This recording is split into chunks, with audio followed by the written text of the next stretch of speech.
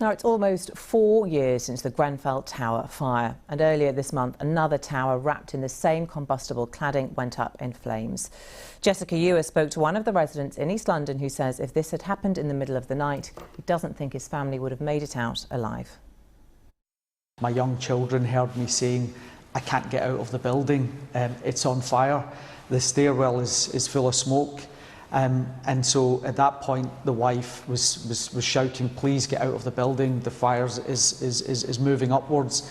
And my children were screaming, you know, "Daddy, Daddy, please get out." Just as we started our descent down, we could hear screaming, a woman, we could hear young children.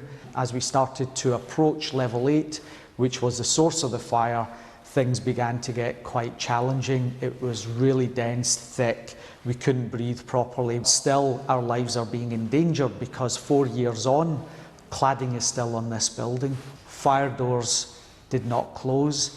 Safety vents did not open to let out the poisonous smoke.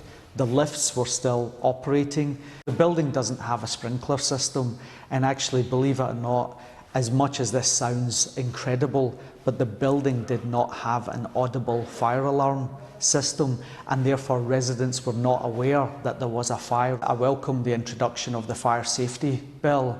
However, I wouldn't say that that was progress given Grenfell happened in 2017.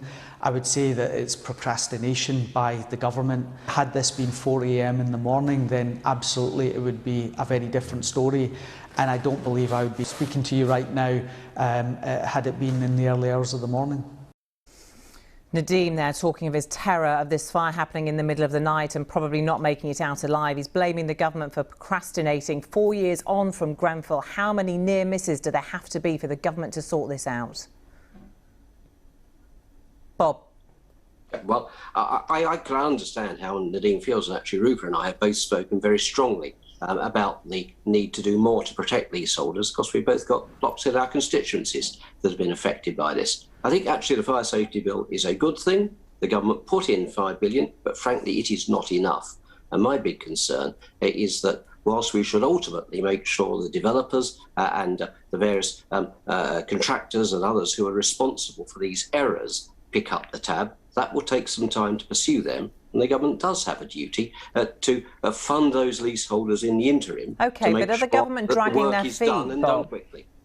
I don't believe they've dragged their feet in the terms of the legislation or the very important changes to fire safety. But I have spoken out and indeed voted against the government on 1 or 2 occasions to press the point that we do need more to persuade the Treasury to make sure that leaseholders currently do not pick up the tab, because the work needs to be done, but they're very often in flats which are unmortgageable and unsaleable. So that's where we need to help them, because we can cover the cash flow as the government, which they can't, and give them the sort of peace of mind that I can quite understand that Nadeem and his neighbours want to have.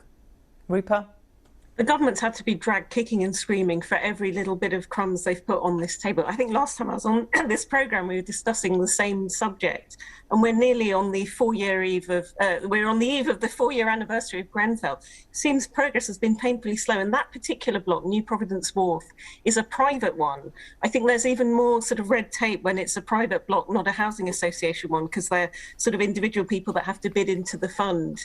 I've got a number of mostly housing association blocks, but the private one seems to have the sticking point that it's proving very difficult to unlock this money. And also, it's not just cladding.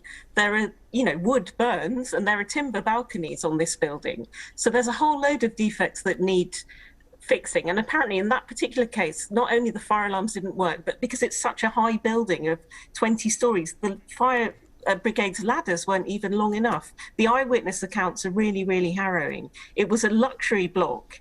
I think the properties in there cost up to £3 million each. And now, looking at the pictures of the charred remains, the government is dragging its feet. And maybe it's because, you know, there aren't enough of these blocks in the Red Wall or something, that there's a concentration in London. I don't know why they're doing this. It would be quite easy to sort it, maybe even remedial loans. OK. Bob, just briefly, easy to sort. People like you should be putting more pressure on the Prime Minister and his cabinet colleagues. Right. I think anyone that's followed my record and that of a number of my other Conservative colleagues would certainly say we've not been slow to put pressure on. We've put a great deal of pressure on.